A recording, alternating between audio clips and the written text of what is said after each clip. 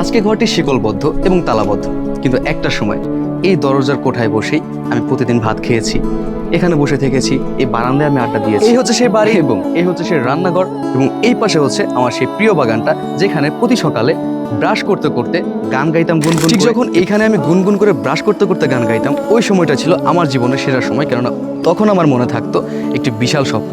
কি সেই স্বপ্নটা? একজন গায়ক হবার স্বপ্ন।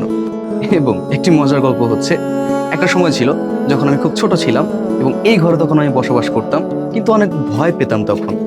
আজ যেমন আমি রাত বিরাতে ঘরের বাইরে থাকতে পারি এবং আমার বাসা হচ্ছে একটা বাঁশঝোপের মধ্যে বলা যায়, সে বাঁশঝোপ এলাকার মধ্যে আমি একা একা চলাচল করতে পারি, কিন্তু একসময় এই খোলামেলা পরিবেশের মধ্যে যখন সূর্য ডুবে যেত এবং রাতটা নেমে আসতো, তখন আমি ঘর থেকে বের হতেও ভয় পেতাম। একটা সময় আমার এই ঘরের শুধু উপরে ছিল টিনের চাল এবং চারপাশে ছিল পাটখড়ির বেড়া। আপনারা অনেকেই হয়তো বা পাটখড়িটা চিনতে পারবেন না।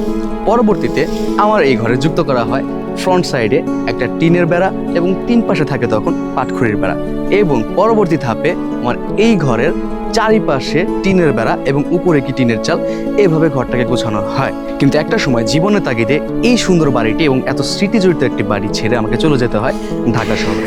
এই চুলোর ধারে বসি আমার আম্মু রান্না করতো আমার জন্য, শুধু আমার জন্য। এখন আমি দাঁড়িয়ে আছি সে ছোট্ট পুকুরটার সামনে, যেখানে ঘুম থেকে উঠেই আমি চলে আসতাম দাঁত মাজতে আমি এখানে মাছেদের এবং ব্যাঙেদের খেলা করতে দেখতাম, এবং এখানে দাঁড়িয়ে দাঁড়িয়ে আমি সে গুনগুন করে গান গাইতাম। এই হচ্ছে সেই পুকুরটা যেখানে আমি মাছ চাষ করতাম বর্ষাকালে পানি জমলে। মোটামুটি সবসময় এখানে পানি জমে থাকতো, তবে শীতকালে আসলে পানিটা কিছুটা শুকিয়ে যেত। আজকে আমি এখানে বসে আছি, কিন্তু এমনি সময় এখানে বসা যেত না, কেননা এই পর্যন্ত অল টাইম পানি থাকতো এবং এইখানে কোনো মাছ আসার মতো ওয়ে নাই। কিন্তু আমি হচ্ছে বিভিন্ন পন্থায় বিভিন্ন জায়গা থেকে মাছ ধরে আনতাম এবং ধরে এনে এখানে ছেড়ে দিতাম। এরপর 2-1 মাস বা 3 মাস পর যখন মাছগুলো একটু বড় হয়েছে মনে হতো, তখন আমি এখান থেকে মাছগুলো ধরতাম, বড়শির মাধ্যমে ধরতাম বা জাল দিয়ে ধরতাম। তো ইট ওয়াজ কাইন্ড অফ ফান। এগুলো আমাদের কাছে অনেক মজার বিষয় ছিল। ছোটোবেলায় আমাদের কাছে মোবাইল ছিল না, সোশ্যাল মিডিয়া ছিল না, আমাদের কাছে কোনো বিনোদনের মাধ্যম ছিল না। আমাদের কাছে বিনোদনের মাধ্যম হিসেবে এগুলোই ছিল। আর আজকে আমি এখানেই দাঁড়িয়ে আছি।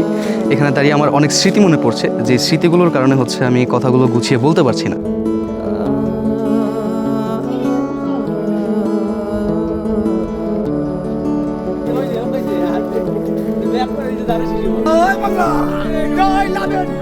ঠিক